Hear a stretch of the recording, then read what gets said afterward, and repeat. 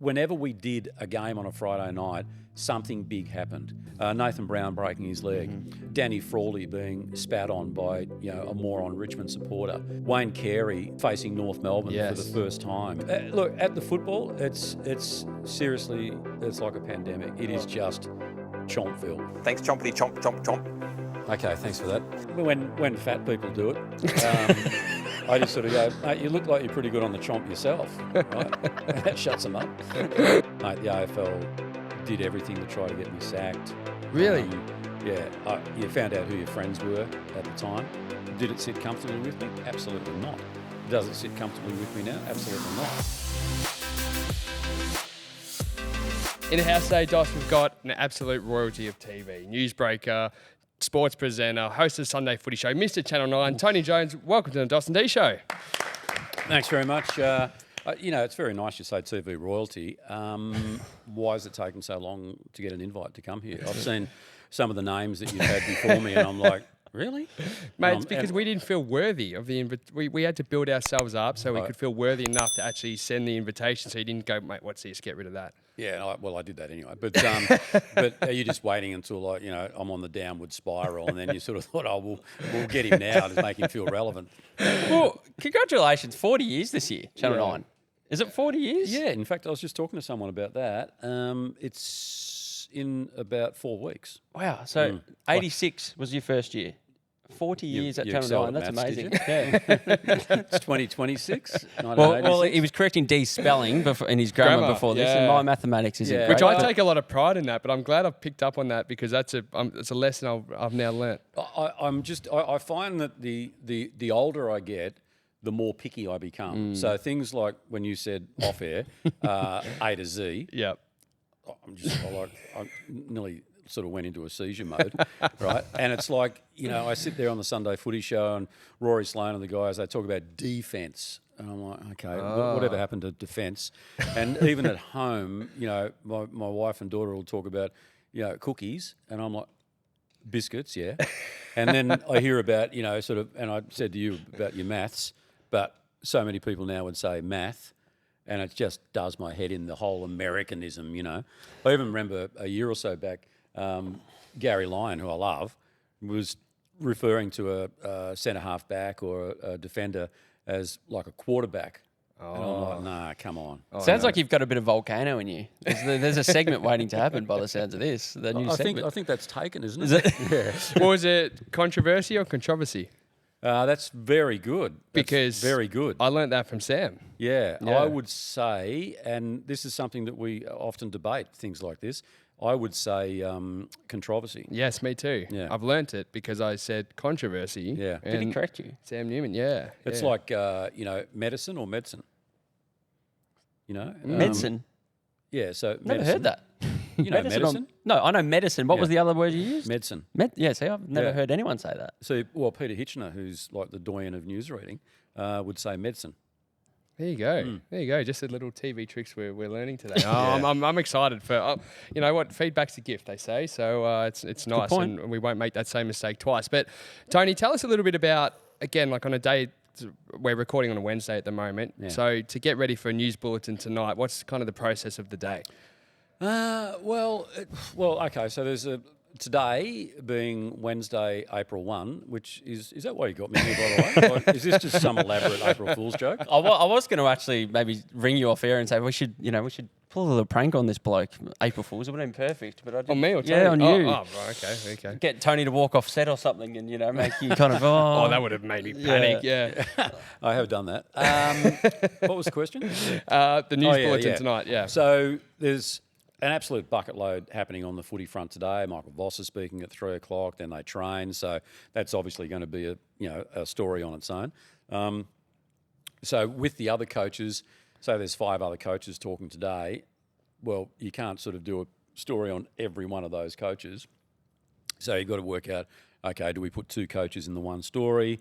And, whoever sort of is the most newsworthy on the day. So we'll work that out. There's also live teams. So one of the guys will do a live cross because you've got Collingwood and Brisbane playing tomorrow night. Then you've got Bells Beach starting up. I should say the Rip Curl Pro. For years we called it the Bells Beach Surfing Classic, and the organisers used to ring up and say, "Can you please refer to it as the Rip Curl Pro?" And I said, "Mate, as far as it's Bells Beach Classic, sorry. We'd call Cardinia Park. We call Princess Park. We're not in the business of, sort of like giving free plugs." Anyway, he rings up and he says, "Look, can I come in and see you at Channel 9?" And I said, "Yeah, for sure." Anyway, and he brought in a Rip Curl watch, Rip Curl jacket, Rip Curl wind cheater, and from that day on, it's been the Rip Curl Pro. So yeah, of course it is. This show's brought to you by CoinSpot. Thank you. Yeah. We don't want to give too many plugs to other brands. In terms of like the team aspect, there's other sports journalists out there that are finding stories too.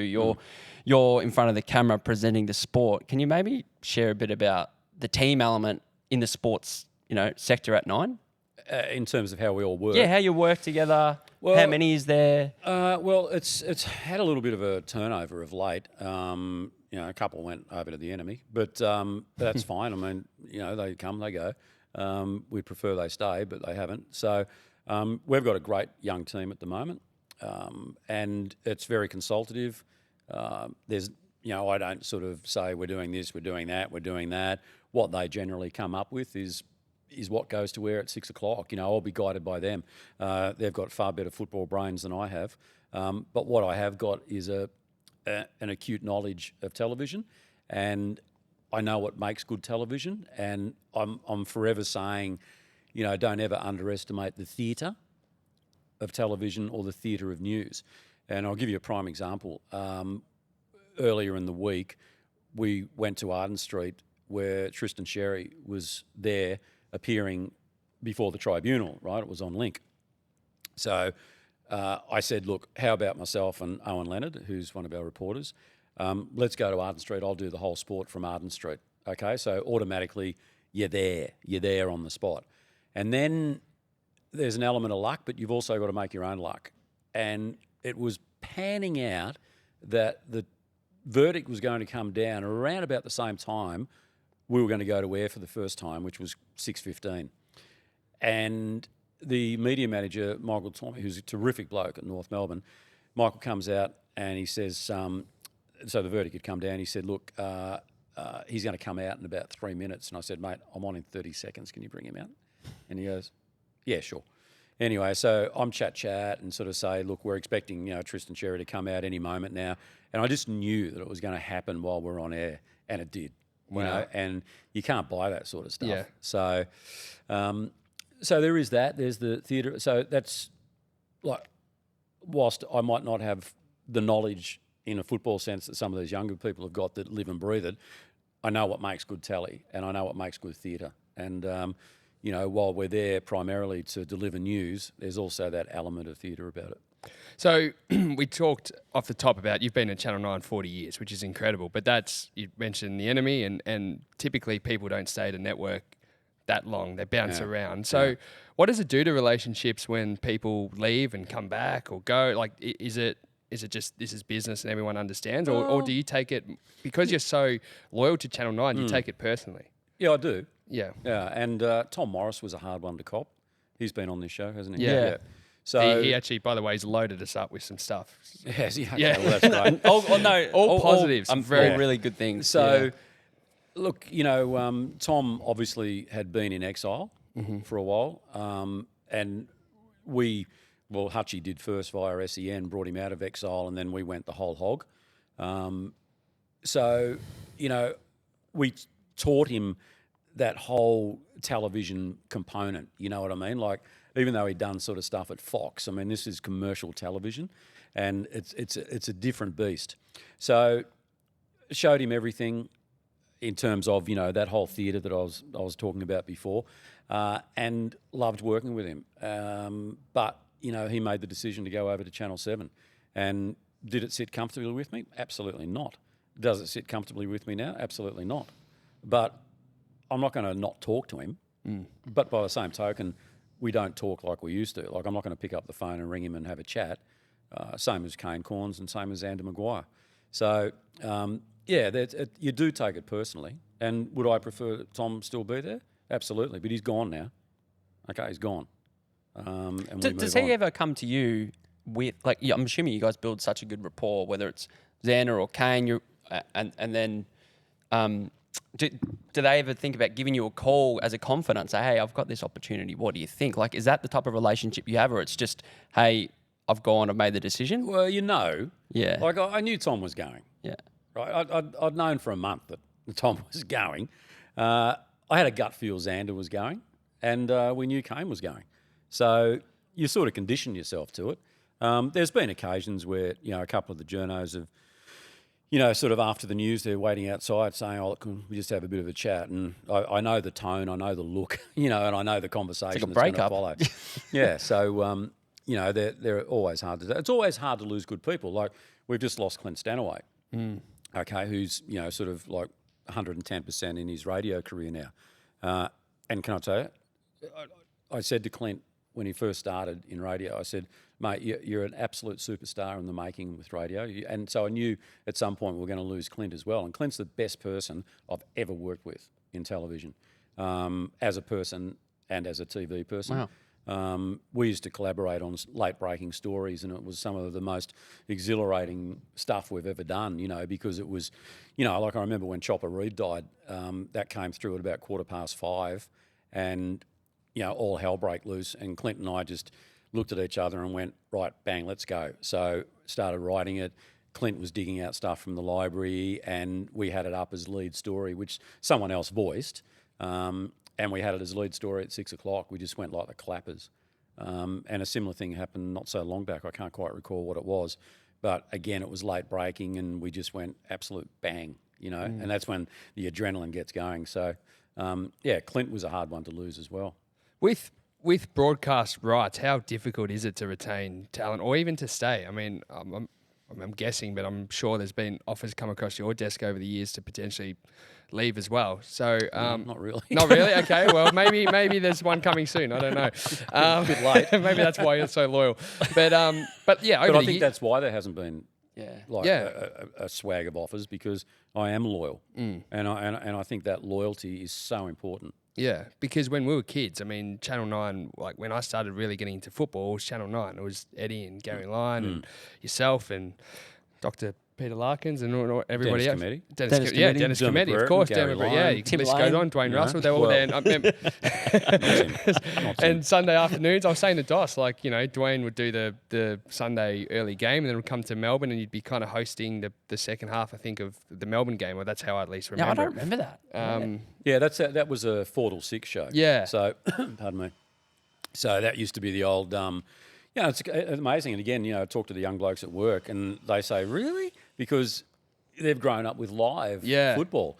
And I said, no, we used to come on at 4 o'clock and just sort of say, our feature match this afternoon is Hawthorn and North Melbourne from VFL Park.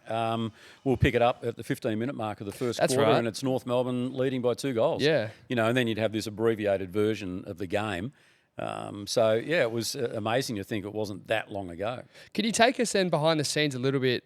And I don't know how much involvement you have, if at all, but when there is broadcasts up for grabs and there's these bidding wars between networks, what's it like in-house? Well, I don't have a lot of involvement. In fact, I'll give you an example of just how little my involvement is. Recently, when the last footy rights were up for grabs, there was a battle royale, and Channel 9 put on a big day at the Dockland Studios in Burke Street, and had the AFL Commission come in, Gil McLaughlin come in. It was full on, and they had this huge. They redid the studios, so you'd have the TV section, you'd have the radio section, you'd have the newspaper section, and it was all like, okay, well, this is what we can offer, right, in a TV sense. This is what we can offer in a radio sense, right? We take you into Sydney and Brisbane and all those markets that are important. Over here, we've got The Age, Sydney Morning Herald. We've got 9, the websites, all that type of thing. Wide World of Sports. It was big. So they called me in and they said, look, we need you to be a part of this. We want you to be a part of this. So this is the role we've got for you. And I'm like, yep. I kid you not. They said, when the minivan turns up and it's got blackened windows, you'll be there waiting for it in the car park, and then open the door for them so they can come in. I said, what do I do then? well, no, we'll take it from there. And I said, what, I'm the doorman? And they said, yeah, but you're the first person they'll see. And I'm like, okay, all right, that's good. So if we get the rights, it's because I opened the door nicely or something. You know? So that's an indication of my involvement with the rights. This episode with TJ Tony Jones is brought to you by our friends at CoinSpot. You enjoying this one? Loving it, mate. It's ripper. Well, we'll get back to it in just a second with some cracking stories. But first, tell us a bit more about CoinSpot. CoinSpot, the easiest way to buy and sell your cryptocurrencies. You can buy Bitcoin for as little as $1. There's over 500 cryptocurrencies there too, Dos. Now, download the app today and let's get back to the episode with TJ.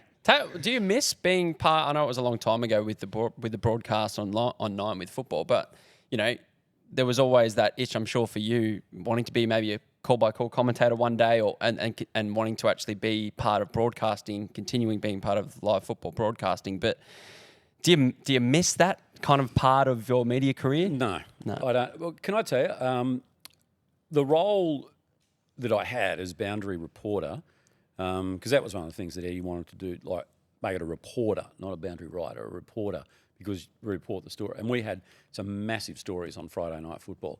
But because we had a medico there as well, that takes away a lot of what a boundary reporter would normally do. So effectively, you know, I'd say, yeah, well, it's a cold night and, expecting a bit of rain.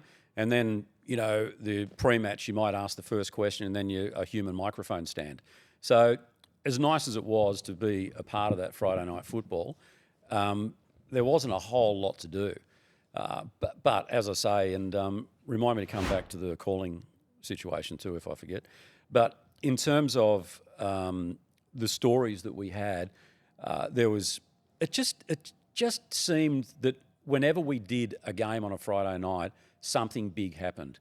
Now, whether we turned it into something bigger than it actually was, but when you look at the calibre of stories that unfolded, you know, before our eyes, Nathan Brown breaking his leg, Danny Frawley being spat on by, you know, a moron Richmond supporter because, you know, the Tigers happened to be going poorly, Wayne Carey facing North Melbourne for the first time. Gosh, you're bringing all this back. Yeah. Wow. And shaping up to, you know, Anthony Stevens and Glenn Archer. Wayne Carey then playing for Adelaide in Adelaide, you know, careering into the goalpost and injuring his knee. Yes. And then probably the one that, you know, even now I get goosebumps talking about it was Jason McCartney's last game. We were just about to ask you about that. Sammy's got the vision up here and we're interested to hear the backstory of this because click play, Sammy. Okay, so this was Jason McCartney, obviously. Absolute nightmare for you, but this was real fairy tale stuff tonight. Yeah, it's what dreams are made of. I can't thank the Kangaroos boys enough. The Richmond guys were sensational. It's just a great win. And you had great support from family and friends. I think you had over 100 here tonight. Yeah, just everyone, friends from Bali, representing their clubs as well. My parents, my wife has been sensational, and I suppose this is no better time than I think I've used up every inch of my determination through my fitness and I suppose mental effort, and I find it fitting now that I'll hang the boots up as of tonight and go out on a great note. Because I'm spending it really does give me goosebumps. The backstory of that's quite interesting, really, in that hardly anyone knew that he was going, not even his teammates knew that he was going to give it away at the end of that game. Eddie knew, our executive producer, Cos Cardone, knew, and they knew because it was going to be made, the announcement, in the rooms afterwards. So I knew that I was going to be doing an interview with him on the ground, which went around the ground. You could hear the audio there, which didn't happen and still doesn't happen. I think it should. I don't think it goes around the ground. It doesn't, no. So that was fine. But at about the 20-minute mark of the last quarter, I get a phone call from Cos Cardone, our executive producer, and he says, mate, I just want to run you through what's going to happen at the end of the game. And I said, I know what's going to happen. I'm interviewing Jason. And he said, yeah, but mate, he's going to give it away, but he's not doing that until he gets back in the rooms, and he'll do it with Eddie. And I said, well, what would you like me to ask you, mate? Like, what was the last CD you bought or something? Anyway, and he goes, mate, just don't lead him into anything that he's going to spill the beans about retiring. And you could see that I didn't. and then it just all unfolded like that. So I caught up with Jason late last year. It was the 25th anniversary of Etihad, Telstra Dome, Marvel Stadium. And we walked around to the area where he made that announcement. And, it was quite an amazing story, his backstory as well, in that even when he got back into the rooms, the players hadn't heard that announcement on the ground, and they were unaware of it as well. So it was quite incredible. But yes, it should never have happened on the ground, but it did. And I remember saying to Eddie afterwards, I said, and Eddie said, well, that's exactly how it should have played out. You mentioned Eddie McGuire. We all know the man he is, Mr. Collingwood, and obviously the media career he's had. But you guys obviously shared a lot of time together early days, both coming up through the ranks together. Can you share a bit of what Eddie was like early years and the relationship you guys have shared over the journey? You asked very good questions, because the answer to that is that I didn't have a lot of time for Eddie when he was at Channel 10 and when he came to Channel 9. And that was based purely on jealousy, right? Because Eddie was determined to go down that path and I couldn't be bothered. Do you know what I mean? Like, I just wanted to go home after work. I didn't want to go out and sort of mix with the footballers. And, I always say to the people at work, I said, we're here to make news, not to make friends. Although, as someone pointed out to me recently, you've certainly done that very well. Anyway, so I think it was Dane Swan, actually. So Eddie was always driven. And if you... have you had Eddie on? No, Xander. No. You'll love him.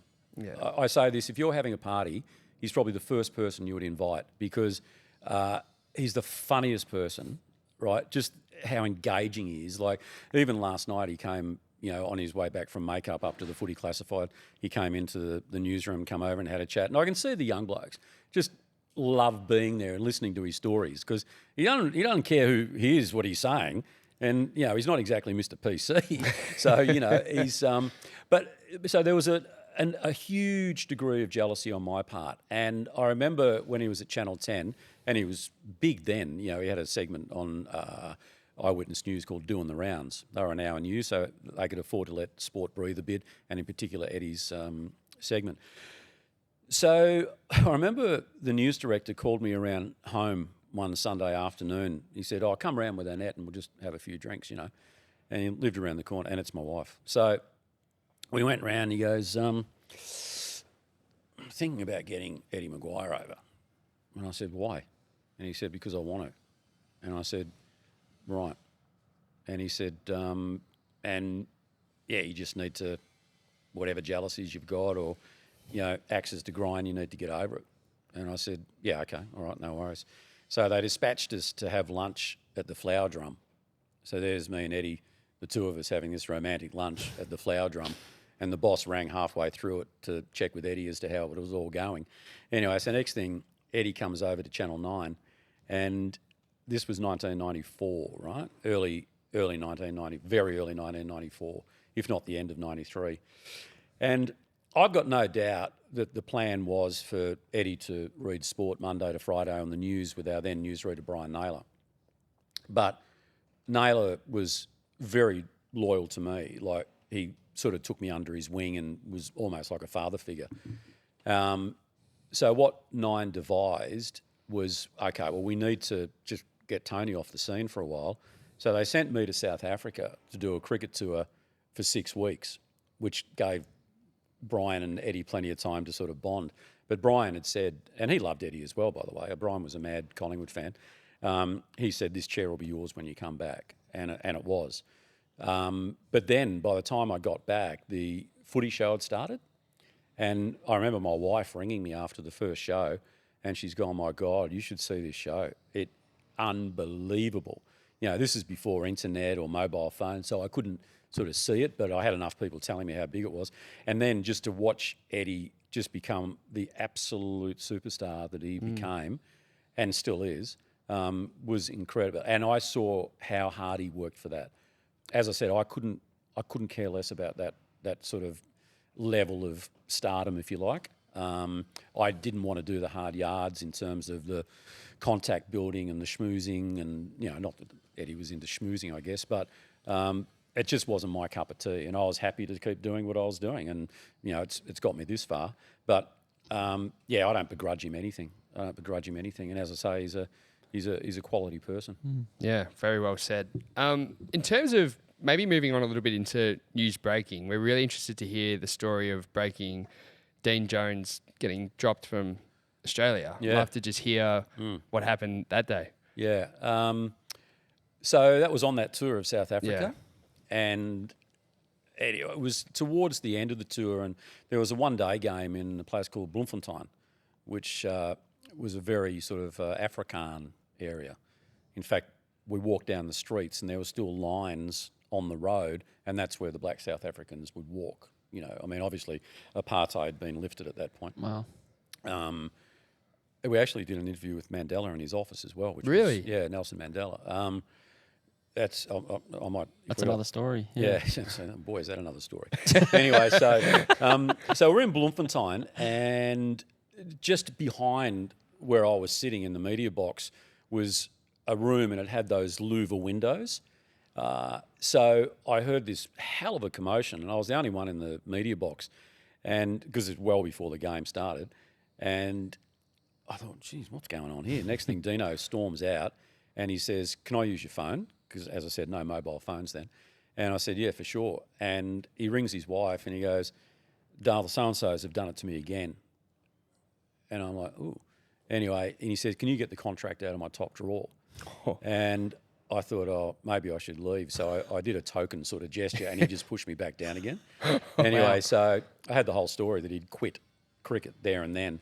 And he held a media conference at, I think it was, 9 or 10 o'clock the next morning, which coincided with 6 p.m. back here. And that was our lead story. So, wow. Yeah, it was good yarn to get that one. Yeah, I say.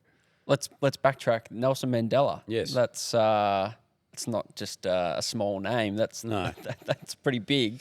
How does that interview come about? And what are you asking him? Well, it was a set-up with Bob Hawke, who wasn't Prime Minister then, but he'd been a real champion of anti-apartheid and also Nelson Mandela's freedom. So he was there, and so it was this sort of media opportunity, if you like, but we were the only Australian television station there. In fact, I think we were the only television station there.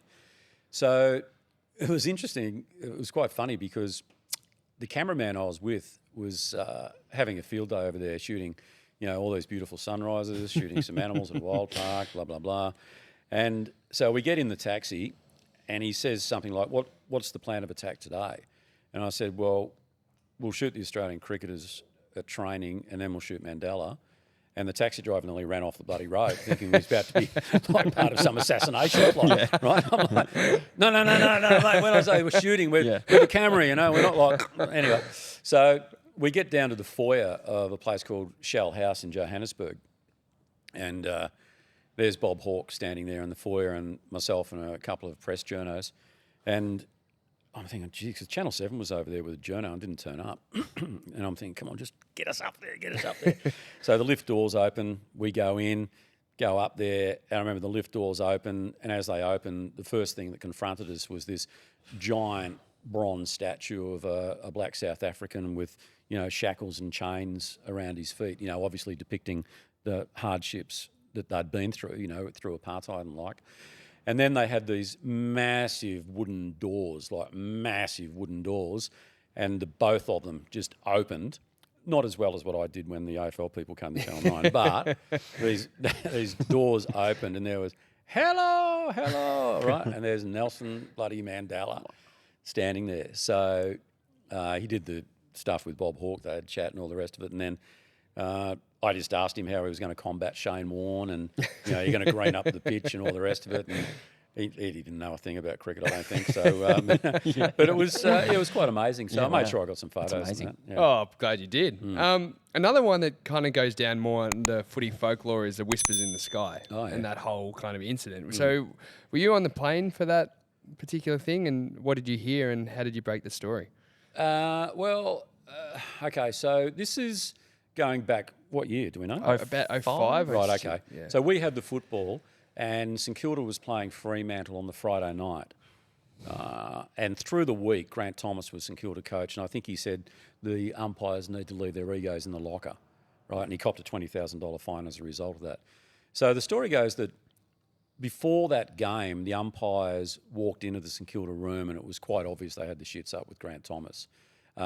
Walked in, turned on their heels, and walked straight back out again, basically saying nothing. There were some very controversial decisions at the death knock of that game. And the conspiracy theories were, the umpires have made them pay. So Wait, one sec. Was this the famous game when the siren went Fremantle St Kilda and you know the one I'm talking I think about? that one. and the free kick? Or are you talking? No, that was down in That was Tassie. Launceston. Sorry, This is in yeah, Perth. sorry. This That was was a a siren siren game. Yeah. St Kilda and Freo have had some. Yeah, I'm like, wow. Yeah. Anyway, Sorry. So sitting on the plane, we got the red eye home.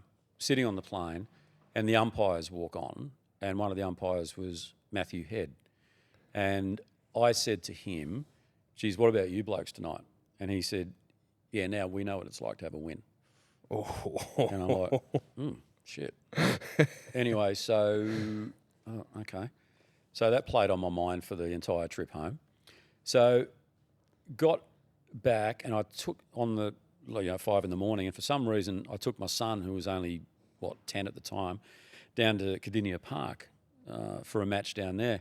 And I was in the press box, and I said to Mike Sheehan, I said, doyen of football journalism, I said, geez, a funny thing happened on the plane on the way back, da-da-da-da. And he goes, are you running that? And I said, no, I don't think so. And he goes, no, you are compelled to run that story, son. And I said, And he said, did it happen? I said, yeah. And he goes, mate, you should be running. So I did. I ran it on the news that night. And that night, myself, my wife, and a few others were going out. And I remember in the back of a minivan, and Adrian Anderson was the head of football at the time, pardon me, at the AFL. And he's like, what the hell's this all about? And I said, mate, I've had a few drinks. I'm not going to talk to you about it now. And he goes, well, it's all bullshit. We've spoken to the umpire. It's all bullshit. And I said, as I said, Adrian, I'm not talking to you now about it, okay? Anyway, and then that sort of ruined my night because I thought, oh, God. And the next day it came out, yeah, it's all bullshit. AFL said, nothing to see here, nothing to see. I was at work on the Monday morning. I was on the phone, and one of my colleagues, Anthony Mithen, who's now heavily involved in racing, he took a call, and he's like, and he goes, you need to take this call. Anyway, it was a guy called Mitch Rantantis, who was a businessman. And I took the call, and he goes, look, you don't know me, but I just want to say I was on the plane when you had that conversation with the umpire. And I said, oh, right, okay. So you heard what he said? And he said, yeah, he said, da-da-da-da. And I said, are you? And he goes, mate, I was so incensed because he's a St Kilda supporter, I wrote it on my boarding pass. I said, have you still got the boarding pass? And he said, yep. Wow. So next thing, it was the story. And, mate, the AFL did everything to try to get me sacked. Really? Yeah. You found out who your friends were at the time. And, they had an investigation which found no evidence whatsoever that the comment was said. And that's where, to credit to my news director then, Michael Venus, he said, mate, you get on the news tonight. This is on the Friday, so it had gone on all week. You get on the news tonight and you just state your case and just say that it was... Anyway, so I said, okay, I don't want a script. I just want to talk. So I didn't have a script. I just spoke and just went on. I just said, he said it. Funnily enough, during COVID, we were doing a series of things at 9, and I did an interview with Matthew Head. And we get on fine now, strangely enough. I mean, he should hate me eternally, but he's obviously not that type of person. So he maintains he didn't say it, and I maintain that he did. Yep. Hearing you say the AFL wanted you sacked, are there times throughout when you are breaking stories where you might be teetering on the line and going, shit, maybe I don't want to break that because it might, affect a certain reputation I want to uphold? No.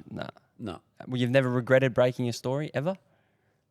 Well, if there was one that even got remotely close to what you're saying, it might be that one. Okay, yeah. Right? Because it effectively ended Matthew Head's umpiring career, and he was a very good umpire.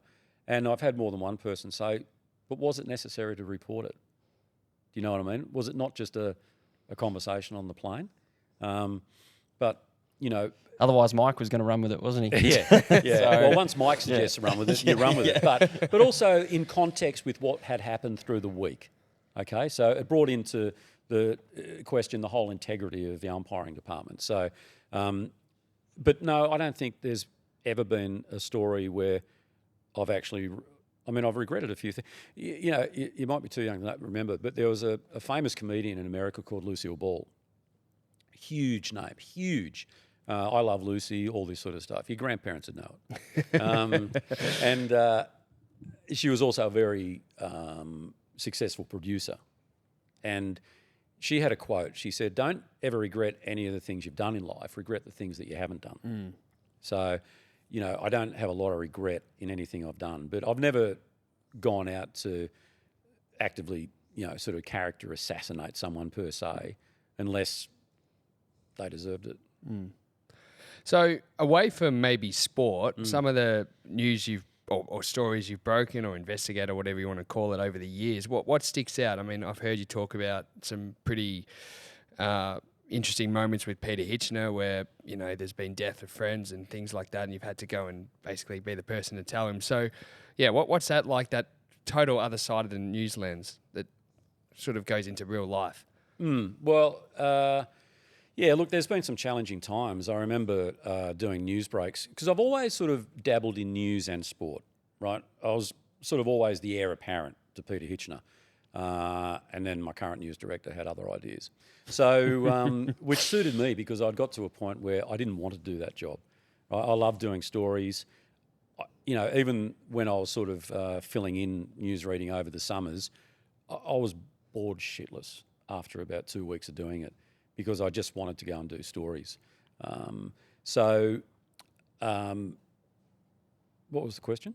Around like, yeah, some of the stories you've broken. Oh, yeah. So I've always dabbled in news. So I was doing news breaks one day over at Bendigo Street, and there was a light plane crash just near Wangaratta, and 2 of the occupants of the aircraft had died. So I'm doing that as you would do any other news break, you know, a tragic set of circumstances. And then the next news break that I did had the name of the pilot, and it was the guy who gave me my first job, a guy called Kevin Gleeson, who owned 3&E in Wangaratta, and that sort of shook me a bit. And then, you know, when Brian Naylor and his wife perished in the Black Saturday bushfires, you know, that was tough for Peter Hitchener and myself to deliver that news. And as I said, Brian was like a father figure to me, and you know, I miss him to this day, and often think about him. He was always full of advice, always very encouraging, and just a lovely person. I was lucky in that in television I had 2 father figures. I grew up without a father, so you know I was always looking for a father figure. But the other one was Lou Richards, and I miss him terribly to this day as well. And he was always just so. He was a great newsman without being a journalist. You know, and he used to, you know, say to me, "Just remember, kid, there's 2 things free in life: fresh air and civility." And I say, "Okay, right, mate, no worries. Why use vinegar when you can use honey?"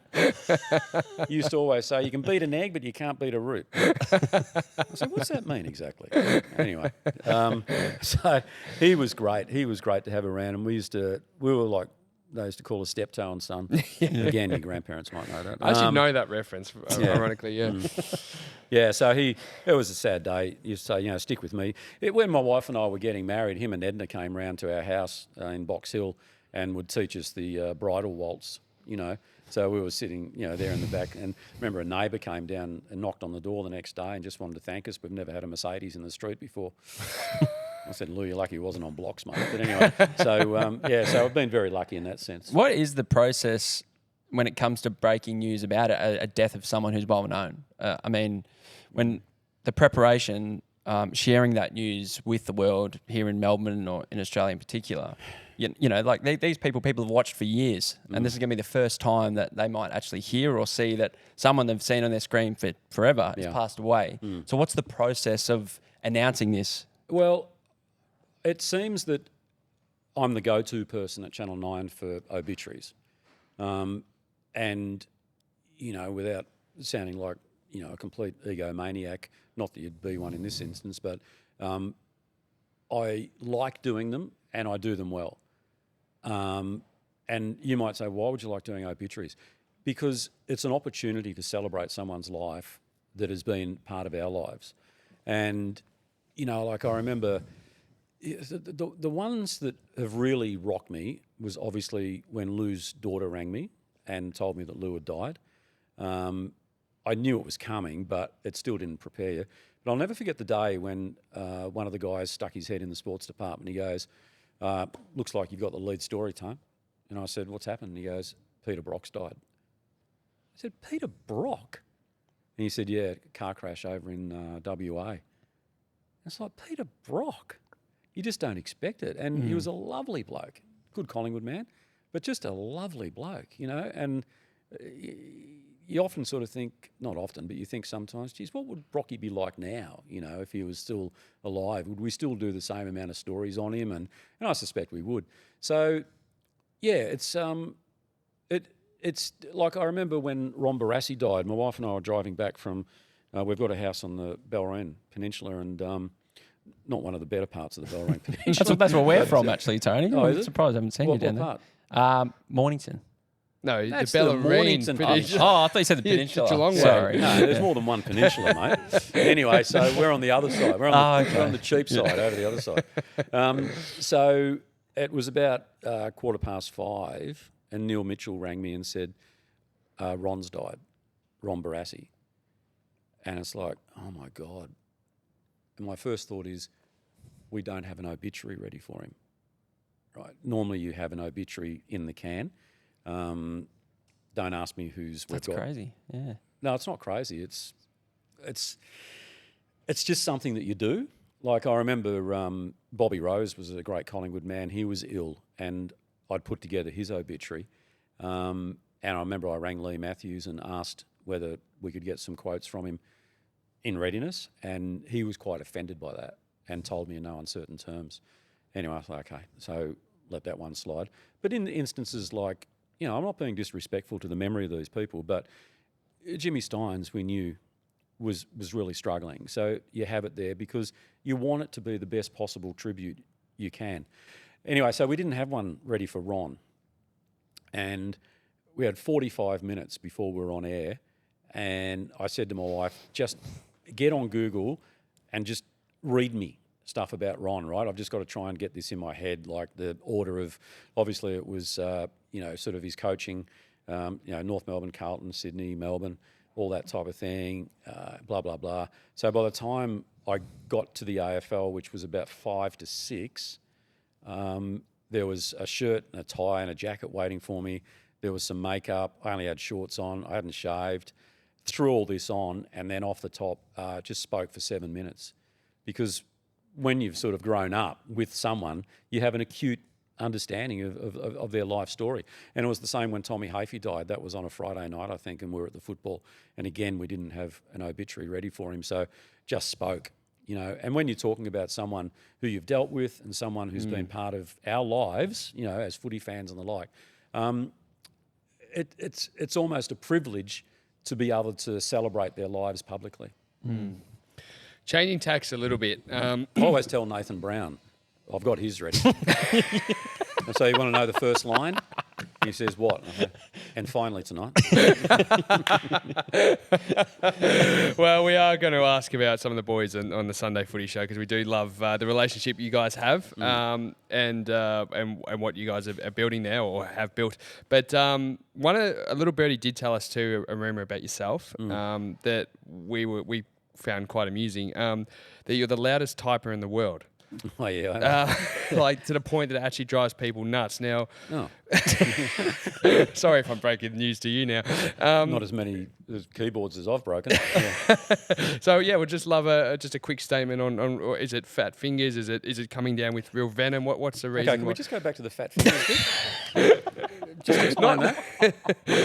You said that. I that's- thought, oh no. It's a saying. It's a saying. It's a saying. Having fat fingers. That's what people say when Yeah, they but you got a don't typo. say that to fat people. Oh, but you well, that's if I thought you were fat, I wouldn't have said it, Tony. Right. So it's actually take it as Okay, yeah. I wouldn't say it to a fat person. I It's wouldn't not- say you got fat fingers. Keep going, because this hole's just getting deeper. I feel like I'm on this. I feel like I'm hosting the Sunday Footy Show right now. Now I know what you feel like. So, so I'll fat fingers over it, right? So, I started off at 319 Wangaratta on a typewriter. Yep. Okay, not an electric typewriter, a typewriter. And it was like, I never learnt to type. So it was like, bum, bum, bum, bum, bum, bum, bum, bum, bum. And that's just carried me through to, now we've got our whiz-bang computers. I don't know that I'm doing it. I just do it. When people ask me why I do it, I say because there's faces on every letter, and I just bang. But when I'm on a roll, I just go. And they tell me Nick McCallum over at Channel 7 is the same. But Oh, right, okay. But I'm not going to sit there like. No, I get a feeling it was because my dad was the same. Yeah. Your dad was the same. My dad was you the told me a same. very funny You get story. a feeling what? It's an old person No, thing. I was going to say it's a generational thing. Go at him, Tony. Go at him, Tony. Yeah, well, when you used to play, I remember when I got to Channel 9, we were still on typewriters, and you'd have to change the ribbon. And then we got an electric typewriter, and like, wow. And then we got the first computer, and it was like, wow, this is incredible. And then we've sort of slowly advanced. It's a bit like mobile phones. Yeah. Now, where does the nickname Chompers come from? Oh, my feet. I mean, so...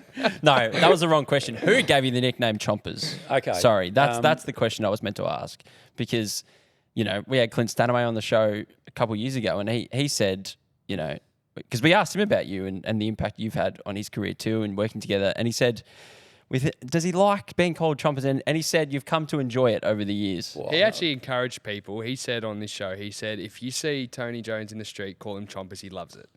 We've he got say the that? clip. Did I he can actually show you said that? afterwards. Yeah, I just gave him one of the biggest pump-ups ever. That's why we waited. Jesus. As if he can talk. Have you seen his? He's like Luna Park. So, to answer your question, I used to bite my fingernails Yeah. and used to bite them quite badly. Like I don't now. My fat fingers again. So, invariably my teeth would chip and my teeth were shit. So I had to get something done. So I got them done. And Gary Lyon and Danny Frawley and James Brayshaw were pretty quick to pick up on this. And I think we were doing a pre-season match at Carrara or something. And they started with it and just ran with it and ran with it and ran with it. And it just snowballed. And no, I didn't like it. No, I'm still not entirely thrilled with it. But my son, who's involved in your space, he said to me, you got to stop cracking the shits about the whole Chompers thing, all right? Because the more you do it, the more you're going to cop it. But also, if it wasn't for that, there wouldn't be a person under the age of 25 who knows you. I told him to get stuffed. I was going to say, is that true? Yeah. Anyway, so it probably is, actually. So I thought, okay. So, look, at the football, it's seriously... It's like a pandemic, I'm standing there doing the news, like going over to Gather Round next week. It is just Chompville. It is just, it's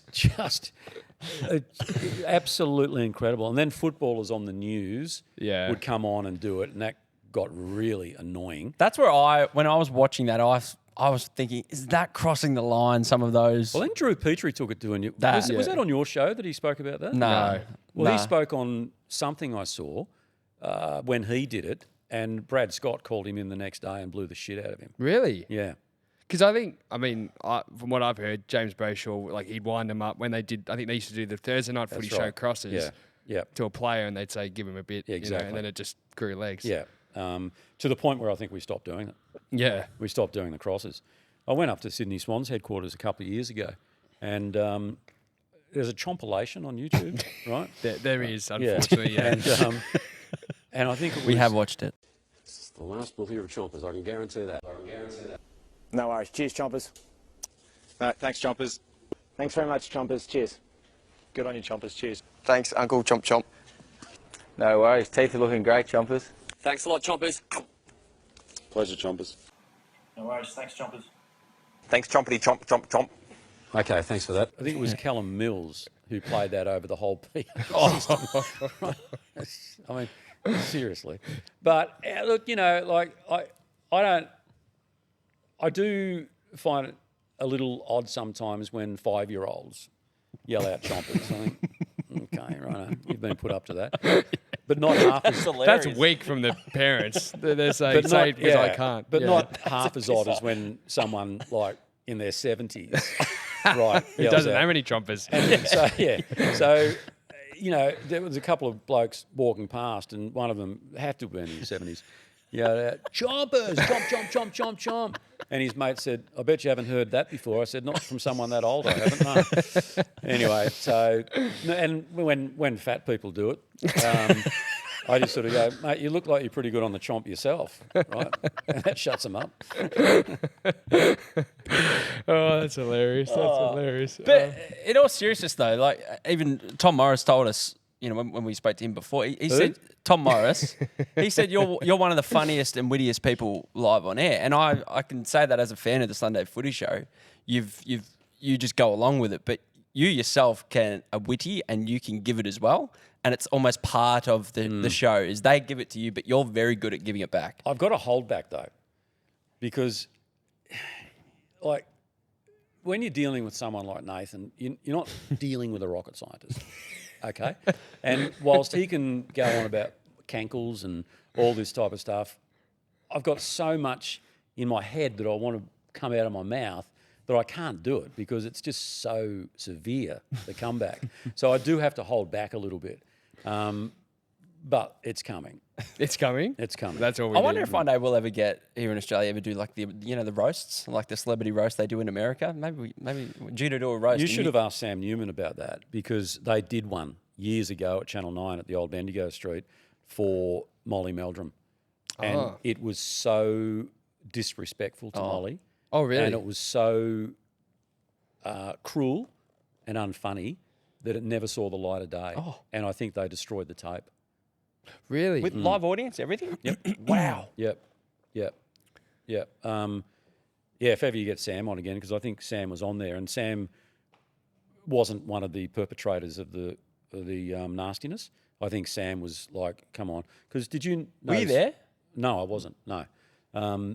But Sam's one of the most it's incredible, isn't it, how there's two Sams? 100%. Like I remember I went into the Triple M box once. They wanted me to be like their newsbreaker years ago. And it just wasn't my cup of tea. And I went in and all I did was fight with them. But anyway, I went in with my son and there was a bit of fruity language in the ad break, and Sam pulled them up and said, hey, there's a young fella here. There's definitely two Sams. Yeah. You know, and the real Sam is one of the most respectful people you'd ever want to come across. And I'm pretty sure he was there that night. We've said that many times because that's the name that jumps out on when people look at the list of guests we've had. That's always the name that jumps out. They go, and everyone's intrigued by Sam, but we say the exact same thing: incredibly respectful, very polite, really, really, and extremely intelligent. 100%. Just quickly, I mean, we're going to wrap up shortly, but just on the Sunday Footy Show and the magic of it, because you guys have been able to, in a world that, I mean, there's millions of footy shows, there's millions of shows that go through analysis, but also the entertainment factor that has been lost, we feel anyway, over the last probably 5 to 10 to 15 years for many reasons. You guys have been able to keep both.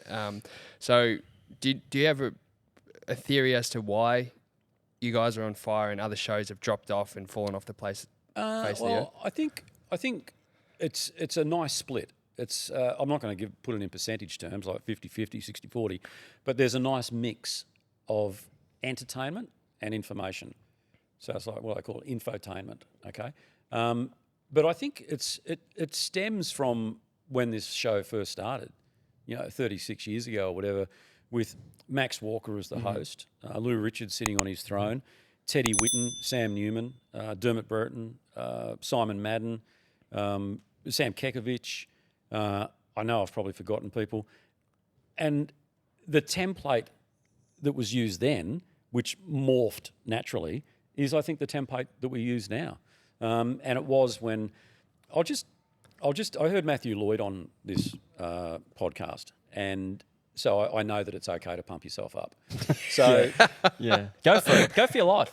So back in the day, there was a managing director at Channel 9, David Leckie, who hated my guts. I remember I walked out of the news studio one night and the news director was there. He said, "Mate, Leckie's had enough. He's going to sack you." I said, "Why?" He said, "He hates you." And I said, "Well, what can I do?" He said, "Nothing, mate." And I said, "When's this going to happen?" He said, "I don't know. I'm just telling you." Okay. Anyway, I think Brian Naylor intervened and saved me. Anyway, so he was in charge and they were going to get rid of the Sunday Footy Show. This is back in the day, right? Not the Max era. This is back in the day. And I said, "I reckon I can save it." And he said, "Oh, of course you do, smart ass. How are you going to do that?"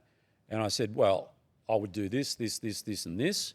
And he goes, "Righto. You've got until the end of the season." I think we were halfway through. He said, "If you haven't at least drawn level with Rex Hunt, then the show's gone." And I said, "Okay." By the end of the season, we were beating Rex's show. And the Sunday Footy Show survived. So I stayed on and produced it and worked with Gary, who was hosting. And Gary's like one of the best people you'd ever want to produce for because he just gets it. And the show, the panel was Brian Taylor, Mike Sheehan, Gerard Healy, who, I love Gerard, Billy Brownless, obviously, and then it's sort of Dwayne Russell, and that was fine. And then Gary left and they put me in as host. And I loved it. It was great. And then I got the arse as host. They rang up and they said, "We're going to make some changes to the Sunday Footy Show." And I thought, "Oh, beauty, we get rid of Brian." And I said, yeah, no worries at all. And they said, "We're actually replacing you." And I said, "Why?" And they said, "We want to put James Brayshaw in because we think he'll resonate with the audience better." I said, "Oh, okay, all right, no worries." A blow to the ego, but I wasn't getting paid a cent for it. So it wasn't like a commercial hit for me. It was just an ego thing. Anyway, so then, however many years ago, they asked me to come back. And I said to the same guy who sacked me, I said, no, you're going to have to work for it, mate. Tell me why do you want me back? Anyway, so they blew a bit of wind up my arse and we all like that. And a bit of and then, well, I did get paid for it, actually, cool. yeah, because they said, "Oh, and this time you get paid." When you said that, I'm like, what do you mean you didn't get paid? No, I didn't get paid, mate. We didn't get paid. Oh, I didn't get paid. Yeah. The others did, but not me. Really? No. Well, they just assumed that was part As the of it. host. Jeez. Yeah. Because and have you ever had pressure over the years from productions or whatever to actually change the format of it that you would think this would kill the show? No. Oh, well, that's good. No. Yeah. No, never. No, I think they like the way it's going. And, I like to think I bring that lighter side to it. I don't have the football brain of a Rory Sloane or a Matthew Lloyd or a Rory or Matthew. But I do have that, what we were talking about a little earlier. What was the word I kept using? Theatre. Theatre, that's it. Right? Yeah, theatre. Where you can have fun. And that's what I do. Sometimes I think, we're getting so analytical, I might throw something in just to lighten it up a bit. Yep. You know what I mean? And I'll make no apologies for that. It's a Sunday morning. And I have so many people come up to me at the football and just generally and say it's part of their Sunday morning. I had one lady come up and her daughter, she said, "We make pancakes and then we have our drinks, like coffee and milkshake or whatever. But I mean, we just watch the show." And I thought, geez, you need reminding sometimes that's what we do. We become part of people's Sunday mornings. For sure. And then the famous Lou's handball competition, which is always a good segment at the end. Well, and I'm glad we still do it in Lou's honour. And one of the funniest things that ever happened was during the handball, Jason Johnson from Essendon was one of the handballers. And we used to pre-record it because Lou was getting on a bit. But also we still pre-record the handball because it's a timing factor. You have to be out bang on a certain time. And if the handball's running over or whatever, then you don't want to cut the segment short. Yeah. Anyway, so that's why Makes it's sense. pre-recorded. Anyway, so I said, Jason Johnson, all right, that's it, Jason. And Lou's gone, yeah, righto, 5 handballs, fuck off. Anyway, and That's one of the greatest moments. have you seen that? It's on YouTube. Yeah, I think. I've heard Was him it drop Jason it. Johnson? I Or can't Mark remember Johnson? who. I can't remember Yeah. who it was, but I just loved it. And Righto, Danny fuck Frawley off. said to me later, after we stopped recording, he goes, mate, I think Lou told him to fuck off. And I said, what? And he goes, no, I'm pretty. I said, oh, bullshit. I said, we would have heard it. And he goes, no, I'm pretty sure. I said, mate, he wouldn't have said it. No one picked it up. No one in the control room. No one on the floor. And when it went to air, it was like, righto, fuck off. Right? That's hilarious. He's on fire. 38. 38, that'll do. That's enough. Knock off.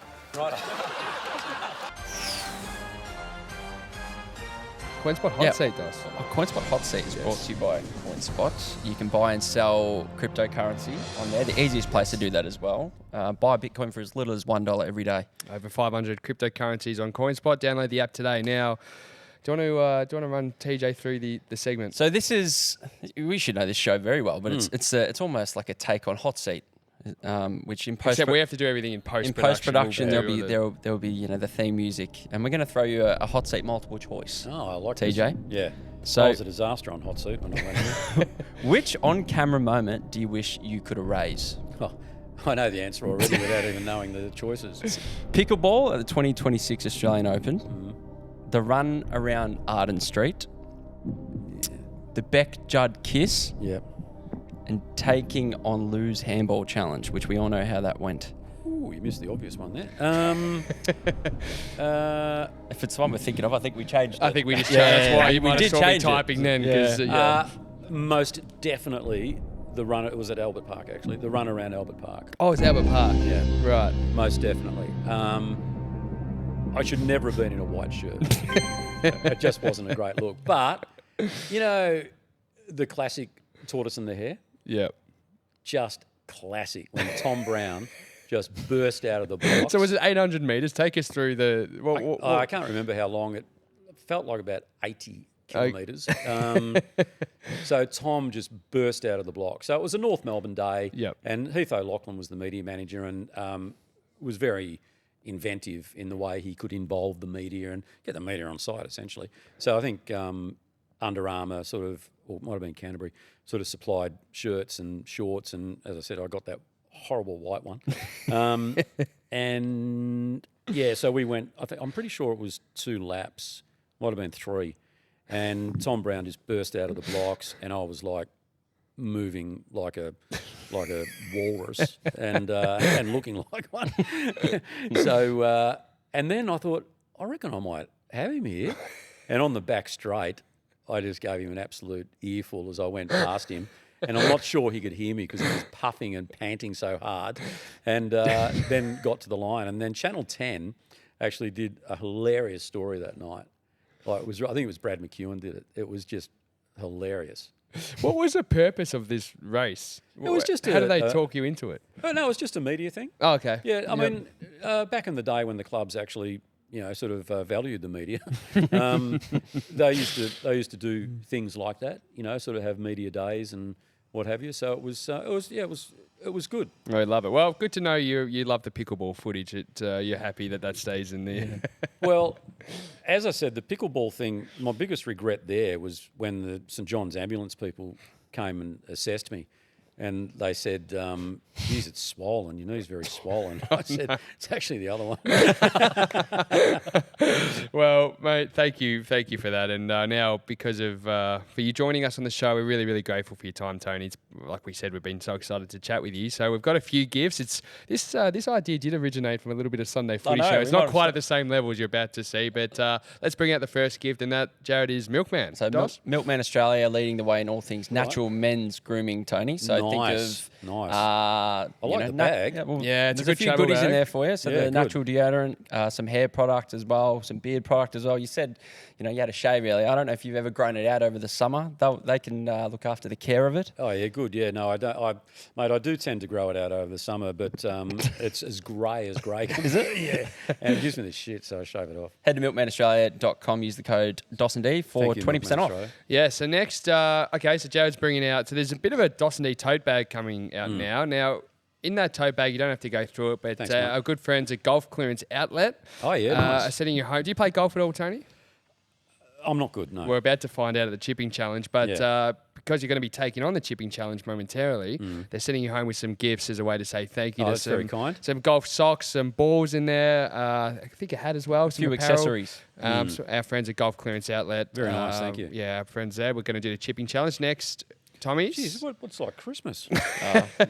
You're very kind. Now we've got our friends at Tommy's. Now these guys run Freddy's off Chapel Street, Dice. And we've gone and had a the beautiful pizza place. The pizza Yeah, place, yeah, yes. And they brought out. So when you go to Freddy's for a pizza, you can actually get Tommy's on tap.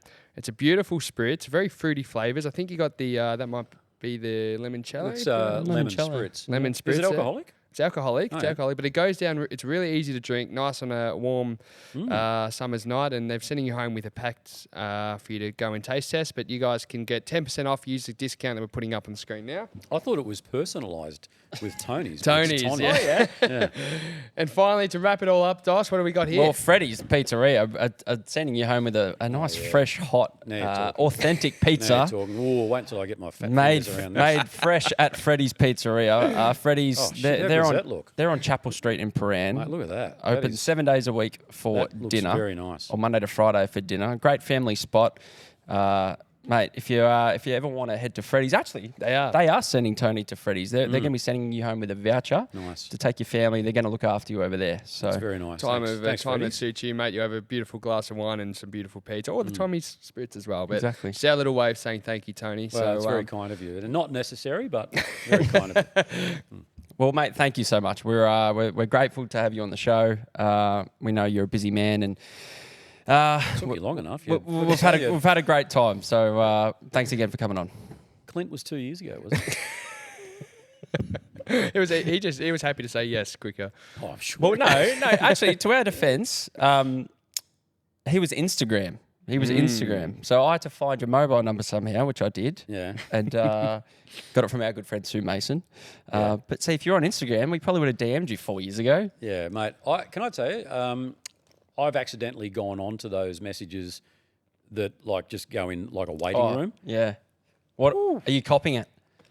Look, I remember is it Big Footy? Is that still Yeah. around? Yeah. I remember years ago, right, Matt Groundland, who calls for AW, years ago, he told me about this thing called Big Footy. And I said, what is it? And he said, it's just this forum about, it had just started. And he said, put your name in there. And I said, oh, okay. Anyway, so I put my name in there. I am not universally loved.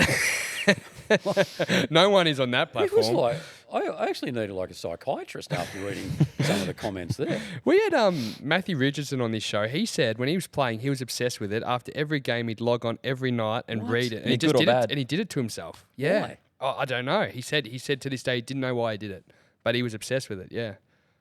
Wow. There you But, go. there you go. Let's go hit some golf balls, Tony. Yeah. We're gonna head to the challenge. Thanks for joining us, Tony. Thank you. Welcome back to the dos&d show. We've just done the podcast with Tony Jones. We're about to do the Golf Clearance Outlet Chipping Challenge. But before we do, how was the experience, Tony?